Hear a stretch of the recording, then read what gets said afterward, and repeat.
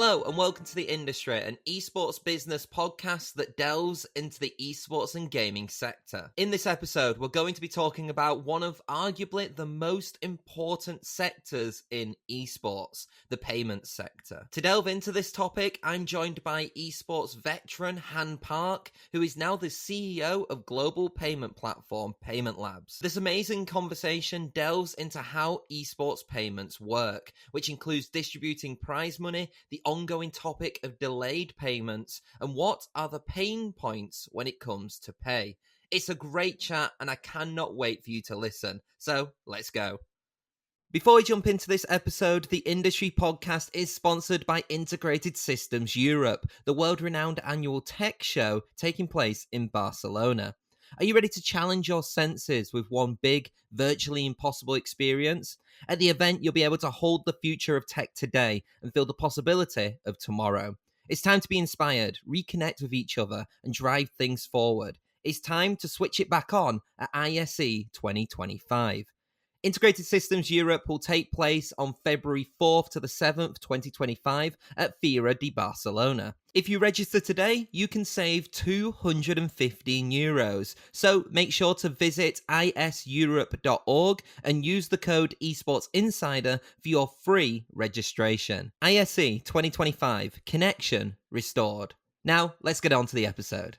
So, Han, it's an absolute pleasure to be speaking to you on The Industry, talking about, obviously, everything esports, payments, and the intricacies that go behind it. It's a very often not talked about topic, but something that's incredibly interesting to myself, and I guess a lot of the other people who will be tuning into this podcast as well. But before we get to all that, how are you first? Good. Well, thank you very much for inviting me to the cast. This is a topic that I'm very passionate about, and I'm going to enjoy our conversation here. Now, I know already quite a few people probably know about you, Han, but I do it with every one of our guests just in case some people don't. But could you tell us a little bit about your journey through esports and then what eventually led to Payment Labs? Yeah. So I've been actually a serial entrepreneur in the gaming space, really focused on esports opportunities. It started with my corporate days at Samsung, where I was a venture associate there, where we were making corporate investments into new areas that Samsung wanted to expand into. And a lot of that was internet, media, content in the late 90s when the dot-com days were really booming. And then I got lucky and got into the entertainment and telecom area. So internet and gaming kind of fell in my realm. And that's how I got introduced to what was happening in Korea with, at that time, it was called competitive gaming and LAN gaming, right? With all the internet cafes and the success of what they call PC bangs in Korea, where multiplayer games were taking off, especially on localized networks. And then as I was following what was happening in Korea, with bandwidth being more accessible and faster, we saw online competitions start happening, and StarCraft, Warcraft, I would say were probably the first competitive games that, it started getting professionalized, where people were competing for money. And then it picked up broadcasting. And I was like, this is amazing. This is like the future of sports entertainment, except it's not your traditional sports of physical prowess, but of mental and, game skills, right? Strategy. And I was like, this is going to take off in the US as well. But unfortunately, at that time, while Korea was on what we call VDSL, which was like 2 megabits per second, which is jokingly slow these days, but it was considered very fast then. People in the US were still on AOL dial-up. So, multiplayer gaming online wasn't quite ready in the US. But what we were tracking at Samsung was what was happening in Korea. And could these business models transfer to US, where it's, the country is obviously much wider and bigger in land, and getting that type of infrastructure is going to take time. And so we bet on that. And so that's how I got introduced to video games and competitive gaming, was my experience at Samsung, watching what was happening in Korea.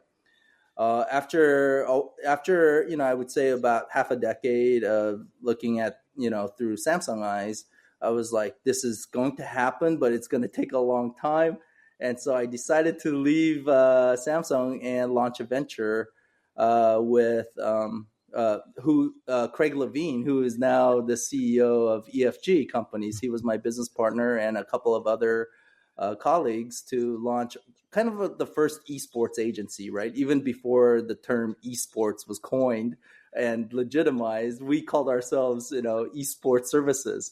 And what we were doing was we were working with, I would say mostly technology companies that were endemic to gaming, primarily selling hardware, right? So the NVIDIAs, Intels, Samsungs, to kind of like bring in corporate sponsorships and activities into the world of competitive gaming.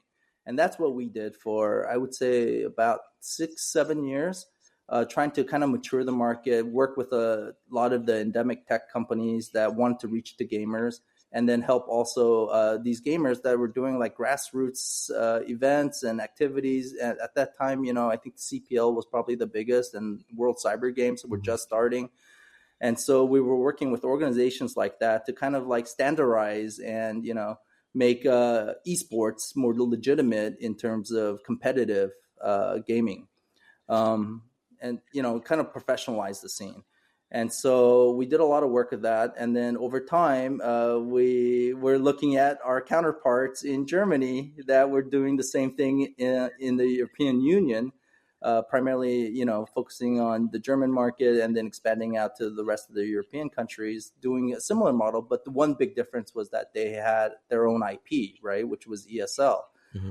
But the company was Turtle Entertainment, and they were running, their business also as an agency where they were working on behalf of publishers and developers. So there was a lot of crossover. In fact, we actually hired each other anytime our customers wanted to do something in Europe, and if they had any customers that wanted to do anything in the US.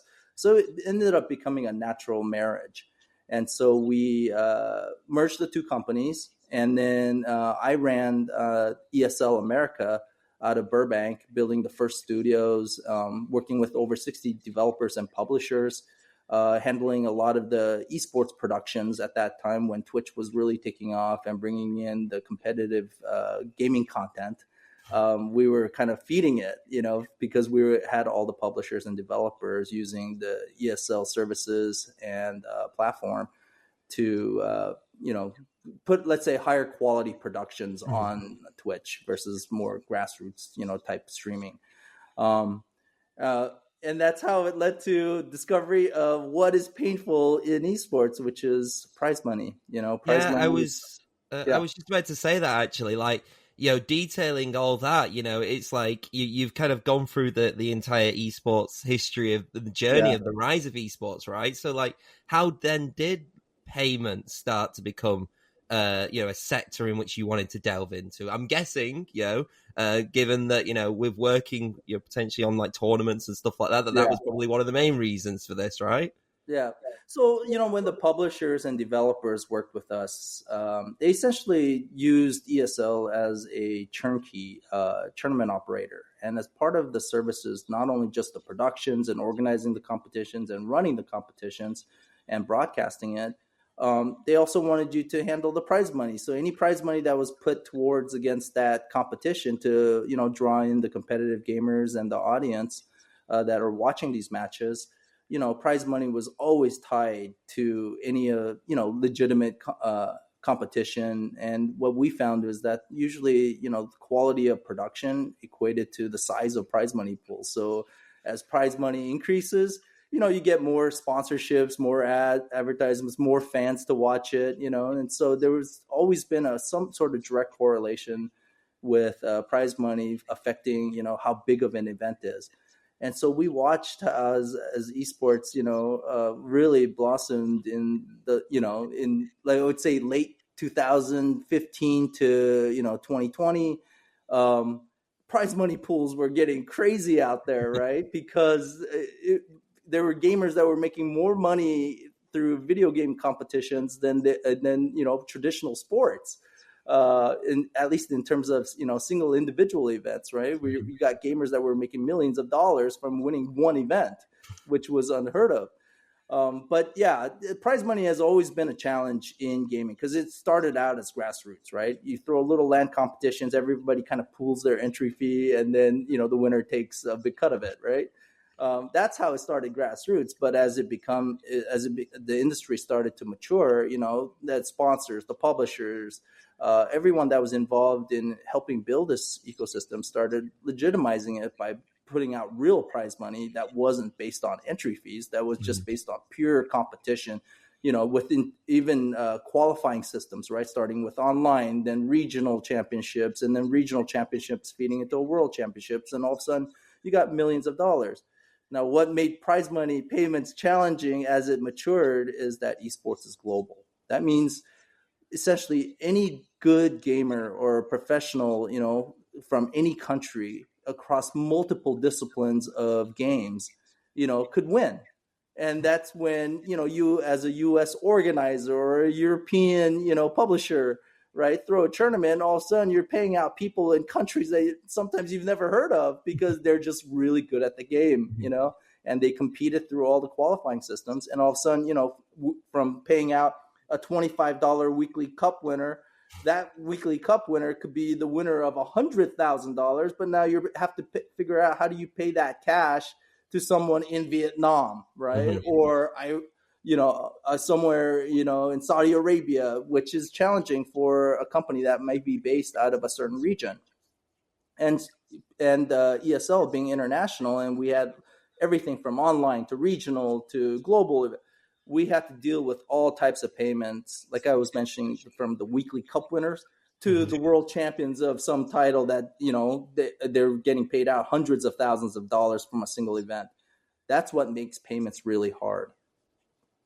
So what's fascinating with me is the fact that payments and the stories that I kind of listen to and hear about payments is that it's still a struggle for a lot of the esports industry when it comes to tournament organizers, right? There have been probably, every month or so, there is at least some sort of payment, and not necessarily always tournament organizers. Sometimes it's esports organizations as well, and vice versa. But why is payments such a tricky situation for a lot of tournament organizers then? Is there just some certain key pain points that a lot of stakeholders are kind of missing when it comes to having this prize pool and being able to guarantee that not only you can just give it to the person, but make sure you give it to them in the correct amount of time, for example? Yeah, that's a great question. And, I think anyone that's followed the esports scene has seen a lot of the black marks in the industry. Anytime, someone, a professional gamer or a winner of a major competition, gets delays in payments or even not get paid, it's all over the news, right? And the fans the community go into outrage of like, how can this organizer or this publisher not pay out? But that's on the surface. The reason why and I've studied this for a long time because I used to handle a lot of prize money, when I used to run these competitions. And I think it breaks into three areas that, are often, I would say, when you plan an event, that are often overlooked, right? So the first part, is the trust factor. Like, if a tournament gets announced, whether it's through a third-party events organizer or the publisher or through even a sponsor or a league, right?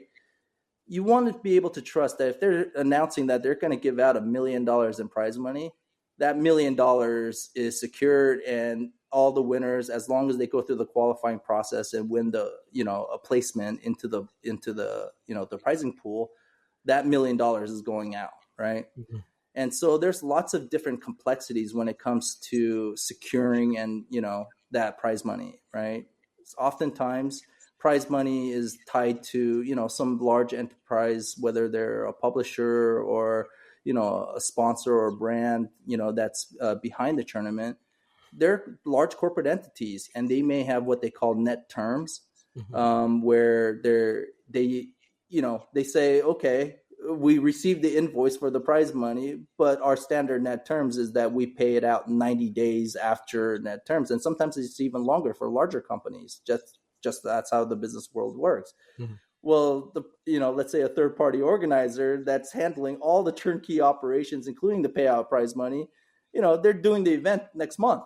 Mm. and they can't wait to get paid 3 months after the event is done to pay out the winners. And that's what causes some of the delays. Is the trust factor is that once you announce prize money, the prize money has to exist, right? And has to be there so that as soon as the event is done and you onboard all the winners to be paid, that it goes out. And so that's kind of like the first break in the, I would say, in the system is oftentimes prize money gets announced, but organizers and publishers and how business is done at the corporate realm, which a lot of the gamers don't understand, the process of securing that prize money is challenging. The other touch on that is to a lot of the esports organizers or third-party tournament providers sometimes often use the prize money as to float the operations of the event because they're not getting paid in full upfront, right? So they invoice, and let's say the invoice is broken into 3 parts across multiple time frames, and they get paid on, again, some sort of net terms. So oftentimes the amount on the invoices that are allocated for prize money often are used to cover the cost of the event and doing the event and promoting and marketing the event and everything associated with it. It's not wrong intentions, it's just the cost of it.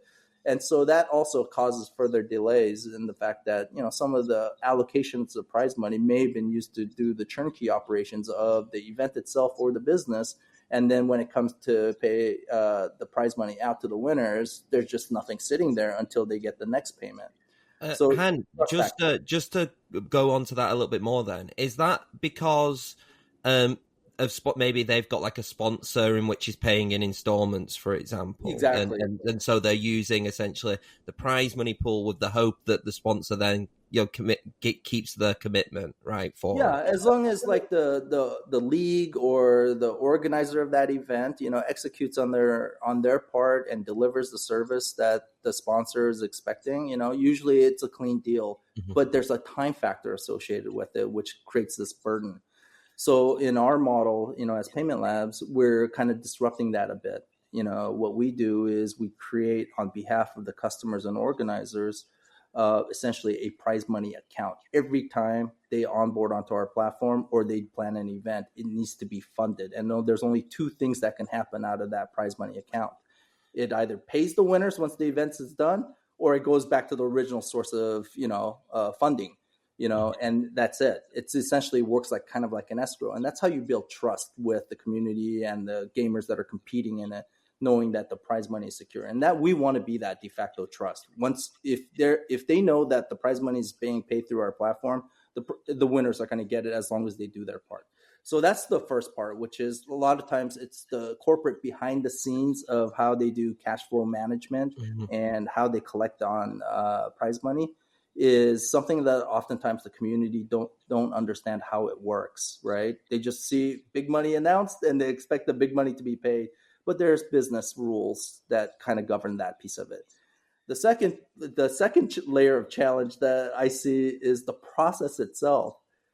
Every event organizer is on either they're doing it internally different than each other, and this includes the publishers and the sponsors, right? They all have different accounting systems and different platforms that they're on, and so there's no one standardized platform that optimizes and is efficient across the actual payment flow process. Meaning, the challenge of esports is you don't know who you're paying until the event is done. That's when the work starts on the payment side, because you can onboard every participant if you want, but you're not paying everyone. You're only paying the winners, right? And so once the tournament is done and the results are official, that's when you start onboarding the winners for them to be paid the amount that they won, right?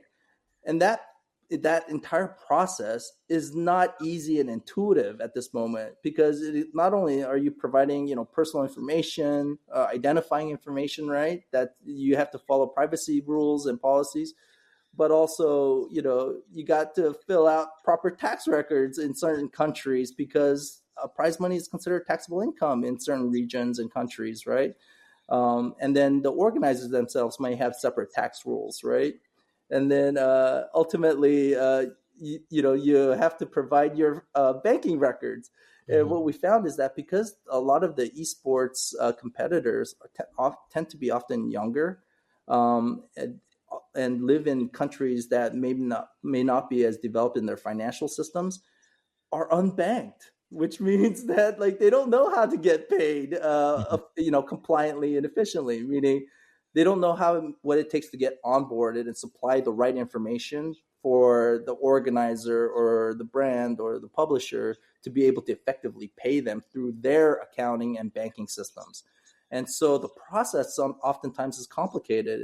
And I think you said it earlier that it's not necessarily the publisher or the tournament organizer that's creating the delays. Oftentimes it's on the payee side because it's not Mhm. intuitive, it's not easy, and it's not guided for them to say, you need to fill out this form, you have to provide this information, you need to provide this form of ID, and this, bank account information or some sort of payment method that's accessible to them within their region to kind of connect all those Mhm. processes to make it efficient.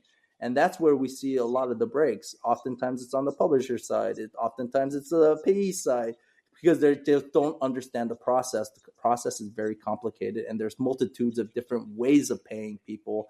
But you got to figure out what's the right way and make it efficient. And then the last part is, again, esports is global. Compliance. Payments is a highly regulated industry, right? Making cross-border payments is very challenging, and not only following the regulations and compliance, especially on the tax requirements and meeting, banking laws, to say, hey, we're sending this individual or this team or this organization this amount of money. The first question is why, right? What is this? And then you kind of have to explain, oh, esports, video game competitions. And oftentimes, because these industries are so, let's say, old in the concept of moving money, they don't understand like, oh, you can win money from video game competition. So there's a lot of like compliance risk that you have to help overcome to make these payments successful. And then cross border is always challenging, even for regular businesses when you have to pay, especially individuals, but even organizations that are in various countries in their local currencies so that they can actually receive it. Not every, if you're a US organizer, you work with US currency, US dollar, but not every winner or vendor or, contractor can receive US dollars in their Mhm. accounts. They might need local accounts. They may need some sort of wallet that they can access that's linked to their local banks. So the entire process is challenging when it comes to cross border, and then the regulatory and tax requirements on reporting is very challenging. So those three areas, it's the whole trust factor on securing the prize money. The second is the process itself isn't efficient, and then third is the complexity of cross border and compliance challenges. No, I appreciate you going through kind of like and scratching the surface really of Yeah. how the payments are processed and the pain points that go through. And across each of those three areas, it could go a mile deep too. That's Yeah, why payments sound easy, but it's very hard to do and very complicated to do it efficiently and cost effective. I think that's leaning on to actually my next point. Really, is that the esports industry has grown and matured very quickly Yeah, compared to the likes of like traditional sports or any other kind of forms of entertainment, especially ones that deal with the likes of cash flow and prize money and everything along those sides. So because esports was kind of built from the grassroots on, like a lot of teams, a lot bigger organizations are built from 5 players who just decided to create a team and now they've got like a massive global organization. Sometimes it's like same with tournament organizers. It's just a yeah, group of friends who wanted to bring some people together and then they've grown on to become massive tournament organizers. Does the fact that though it's gone through that and it's gone through that rapid growth means that the likes of discussions such as payments and regulation and like the legal intricacies have kind of fallen a little bit by the wayside, and that's why we're seeing issues pop up, especially obviously the big ones are like when like a major tournament organizer messes up, but right, a lot of it is also in that lower yeah. grassroots level as well, right? Yeah, and and you kind of you hit it right on the head on the why it's creating an issue is because it's growing so fast and it's accelerating, right? If you look at all sorts of other traditional major sports, right?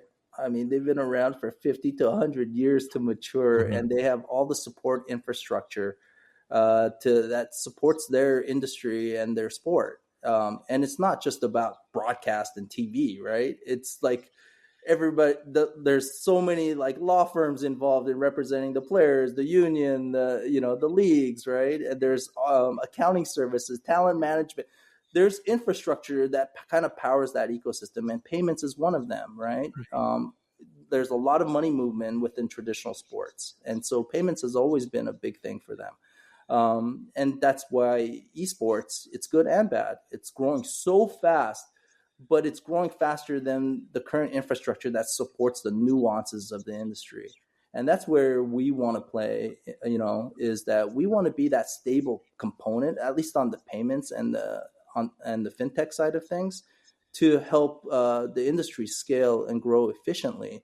Because it needs solutions. It needs very specific solutions, because the way esports is consumed and done is very different than traditional sports, even though there's a lot of crossover, right? It's competition, it's games of skill, it's this, but the industry itself is very different. There's a lot of, and I think there's been lots of argument and study done about how complex the esports ecosystem is, right? It's not one sport as people Mhm. think, and you can't just hold an Olympics across, 5 games. It can start there, but the world of esports is any game that has game of skill competition that's in a multiplayer format, whether it's individual or team based, can become an esport title as long as the community and participants are there to support it.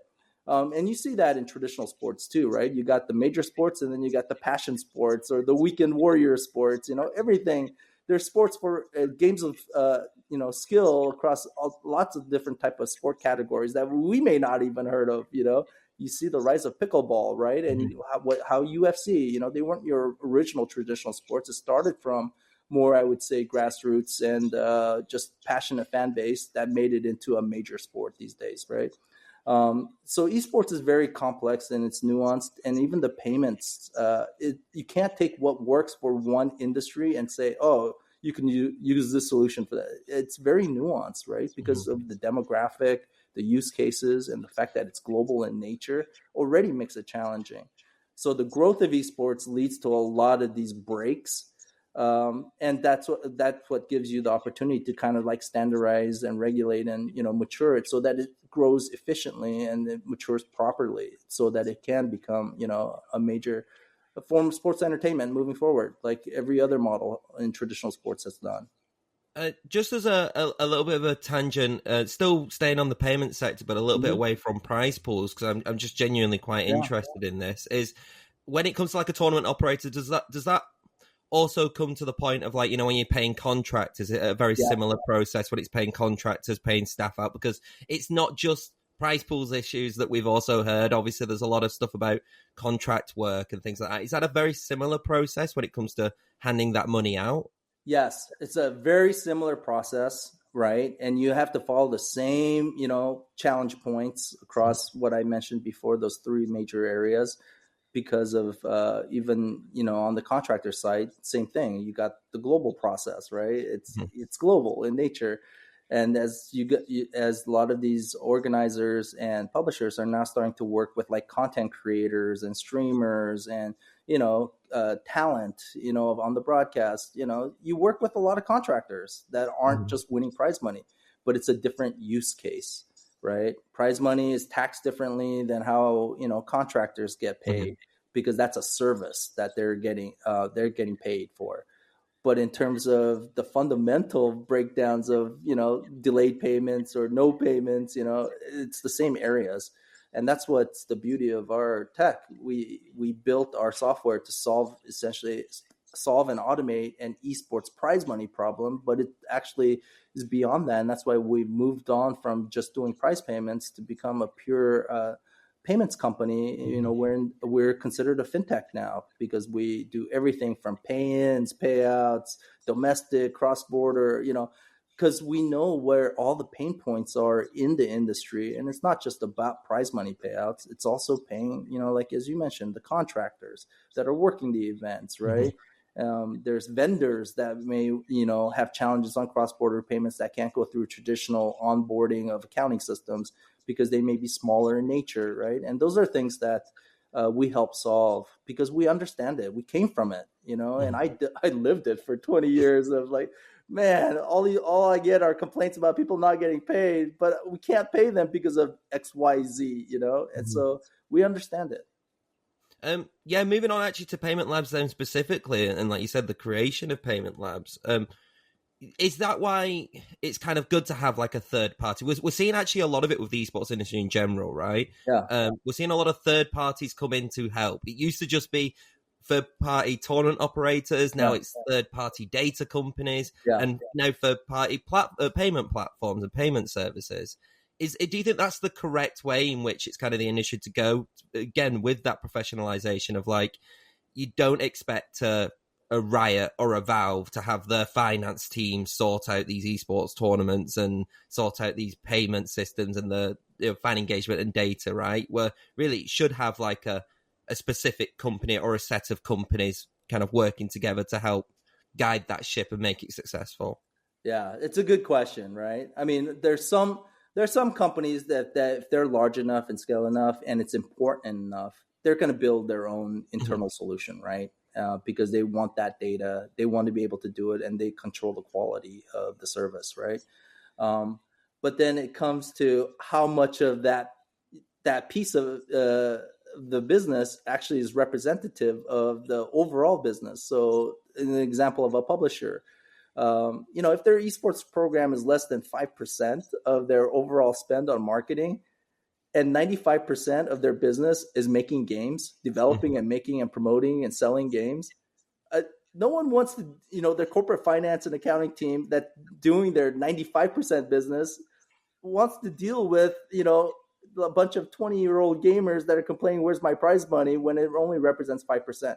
So you Mhm. have to look at it. Certain pieces of the ecosystem needs to go to third parties that specialize in it, right? And it can't be so niche that the business itself can't survive. It needs to be part of that ecosystem. So as the industry scales, that infrastructure service also scales Mhm. relatively, and then you have a stable business. And so, to answer your question, not everything can be sent to third parties. Data is probably something that, I would say 50-50, right? A lot of the customers would want to retain and control and own their own data. Mhm. But yeah, what can you do more with data if it was in third party that just specializes in, let's say AI or data analytics, or give you powerful tools based on that data, right? On the payment side, similar. Like, why build an internal payments company if there's a third party payments company that can totally do it for you turnkey, mitigate your corporate risk, and not deal with all the payment support?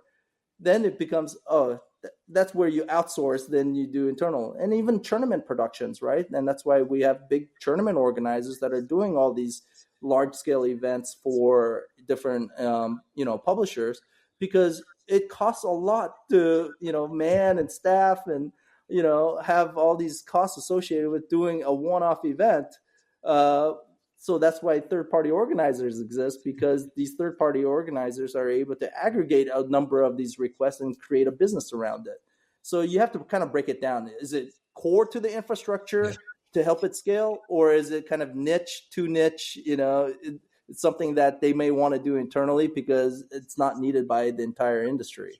I think I'm pretty confident in why I bet on creating payment labs is payments Mhm. is part of almost every industry out there. And the best way to do it is, to be efficient and, really scale it for the specific industry use cases. And does that include not just kind of the handling of the payments and the holding of the payments, but does that include the like you said, the legal aspect of with different Yes. countries having different regulations and whatnot? Yeah. Oftentimes, even the largest businesses, only know what they know, Mm-hmm. right? And so when the complexity of payments comes in, especially on the regulatory and compliance side, there's no one internal that's expert, right? They're always going to have to consult with legal and third party consultants that are experts in tax Mm-hmm. and payments and stuff to get that.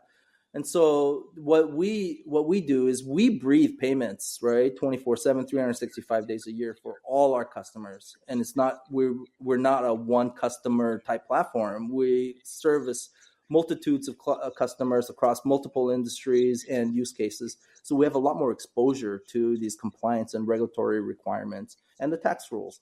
And so the way we work is we look at what is it that the customer is trying to do, who are they paying, where are they paying to, and what type of payments. We break it down, and then we look at layer in our legal and compliance aspect of it, to say, okay, we're pretty confident that this will pass. We'll pass it on to our financial partners to make these payments, right? So it's not just about, oh, can I make a payment? It's about, can I make a payment compliantly and efficiently so that it's not creating more work for me, right? And that's what we provide.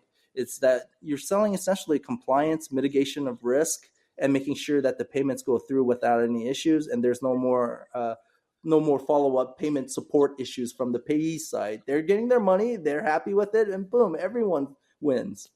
Yeah, I think it's, like you said, it's fascinating kind of getting that mini insight, because, you do just see a lot of the doom and gloom. And I also do want to point out, the reason why this topic for me is quite prominent recently is because I believe it was PGL's CEO basically did a tweet saying in October that they had paid all of their staff and all of their players on time, early per se, actually, I think they even said. The fact that tweet kind of needs to be said and needs to kind of heralded says the initial problem, right? Yeah. And, I know Silvio and, at PGL, and, I know he's one of those that also care about this cause, right? Because it has been a black mark a lot. We see more negative, and the fact that the gaming community is so socially connected, and that any hindrance on payment, it gets escalated to beyond what you want it to be, especially if you're the sponsor or the organizer or the game publisher behind that event. The last thing you want to see is the community complaining about something that was amazing, that could have been ran perfect and done, and then payment issues becomes the black mark of what had been successful. So as we're rounding down to the end of this now, there's a couple of questions that I really want to touch on as well. But the first one for me is actually about a future kind of currency that may or may not work in the future. I'm talking about cryptocurrency. Yeah. Like, does cryptocurrency ever factor into what you're thinking about, like the future of payments? Because it's one of those, I don't know if cryptocurrency is still going to be big or not big. Yeah. It's always up and down, right? But is it something that you're kind of thinking about when it comes to like the payment aspect of esports? Yeah.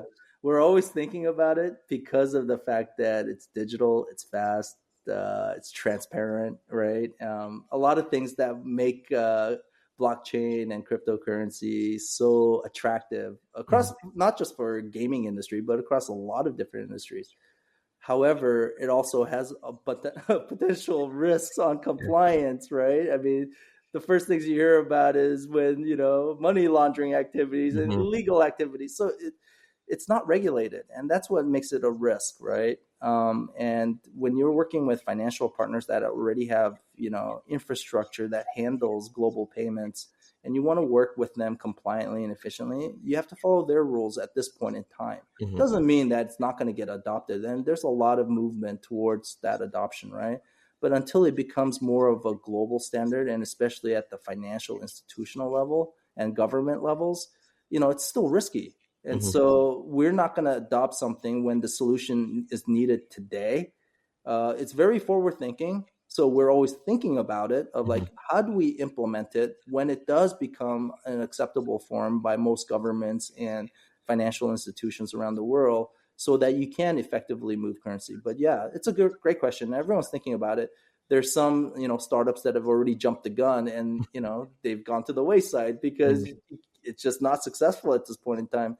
Right now, even if you look at the gamers, today, would they receive payments in currency that they can use, or digital currency that's in wallet that's variable, fluctuates, and you might, not be able to pull it out, for the purpose. You can't pay rent at this point in time with an alternative coin, right? Yeah.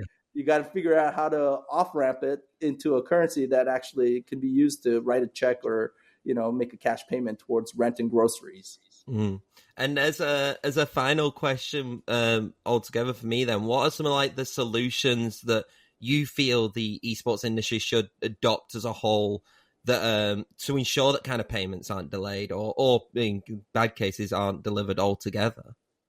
I'd say, whether it's us or hopefully it's us, but, whether it's us or others, payment provider, right?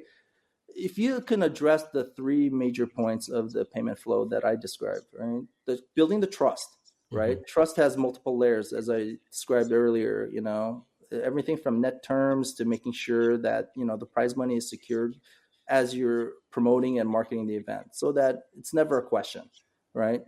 The processes, make it efficient, make it optimized, make it easy, right? Intuitive. Don't put the hard work on the platform, not on yourselves, right? The worst thing is you sign up for a service and you have to have 5 people use it to run the service, right? Mm-hmm. To utilize the service. And that's where we really focus on Payment Labs because we come from this industry. We understand the pain points of it and we solve those challenges working with the customers because even the customers, they may be similar in companies, but they have different pain points because of their internal makeup of the organization and who's responsible for what, right, within that Mm-hmm. organization. So working with them and making the entire process efficient and optimized and easy, intuitive, and hopefully ultimately comes to cheaper costs. Mm-hmm. For both the payees and the payors, right? All the winners, contractors are the payees. The payors are going to be your organizers, publishers, brands that are paying out. And then the last piece is make payments. Payments is like as I mentioned, is highly regulated. It's Mm-hmm. complex.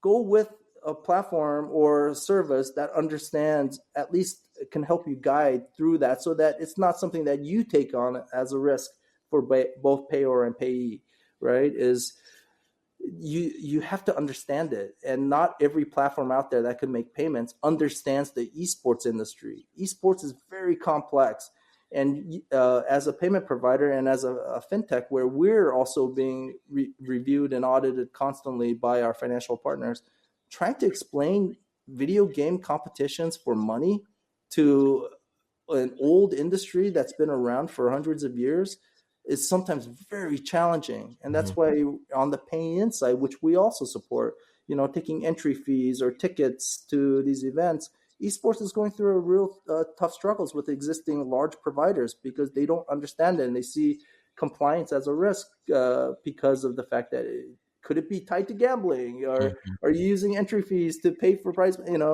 There's all sorts of compliance things that oftentimes smaller organizers or even the larger ones are having challenges with their current payment providers trying to explain. Whereas we understand it, we've already fought that battle. And so it's easier for companies that don't want to build that infrastructure internally or just throw bodies at it to just come talk to us. We can help kind of navigate it. And I would say 9 out of 10 times we could probably solve their problems, but we're also going to be very transparent. If their problems are so complex that we can't solve it, then they're going to need a different solution than us, right? But at least having a conversation with us because we understand it, we come from the space, and we have the software, and we've optimized it for this use case. I guess as well, though, to add on to that, right? I guess it's like a bit of a vicious cycle, right? Because if we see issues with payments and we're seeing kind of, obviously not saying like money laundering, I don't want to say stuff like that, but obviously like, issues with payments in general, right? And getting paid out. That then delegitimizes the industry, that then makes it really harder for then these governments when they look at it, if they see all this and things like that, think, well, maybe there is an issue, and then it becomes like a big issue. So it's all about kind of like finding that trust, right? Yeah, I mean, esports didn't come onto the IRS radar until all these press media announcements of gamers making millions of dollars, right? Mm-hmm. And they go, "Ooh, that's taxable income." And then all of a sudden, all the esports organizations, at least the larger ones, started getting audited, right? Mm-hmm. So that's exactly what happens as the industry grows and it matures, right? Trust me, like everything is going to get reviewed and regulated, even privacy policy concerns, right? Right now, GDPR and CCPA are affecting companies like Google and, the large social media platforms, right? But eventually, if esports scales to that type of level, well, we're going to get looked at a similar case. So all of those things will happen over time as the industry continues to mature and grow. And so having that infrastructure is key. the infrastructure and service providers that know what they're doing and help stabilize it. Yeah, Han. Honestly, I could talk more about the pay, just the fintech section. We just talked about payments. You know, we could easily go into fintech and everything, and even in the past with ESL and whatnot. But thank you so much for taking the time to chat with me and actually talk about a topic that doesn't get as much recognition, I think, from a public forum as much, but it's something that is. Well, it is so crucial to make sure it gets right, you know, because it is something that only gets talked about when there is a bad thing that happens. And I don't think there is that much discussion around it when it's just running, right? Yeah. Hey, I just want to say one final thing is like, you know, if the infrastructure and the service provider it's critical and it's important and it's done right, you shouldn't hear about it. Right. That's the problem, is that you hear about it every time there's something bad, means it's broken. And that's what we want to be, right? Payment Labs, we're moving towards the direction where we're going to be the de facto payments provider in esports. That's where we came from. That's what we want to establish. But beyond that, you know, we're starting to look at other industries. Traditional sports, you know, is now starting to go through that maturity across at least their niche sports categories. And we're providing that solution. If you go to our website and look at our case studies, we're supporting all sorts of sports properties. And then the creator economy, the content creators, right? Streamers, influencers, there's direct tie over to like how similar payment challenges exist. So we're really poised to help. And that's our goal, is to become the de facto solution for these fast growing industries that are huge. Han, I'll have to definitely get you on when we talk, but we'll just talk purely about creators for part 2 or something in the future. Thank you so much for the time. Tom. I love talking about this stuff.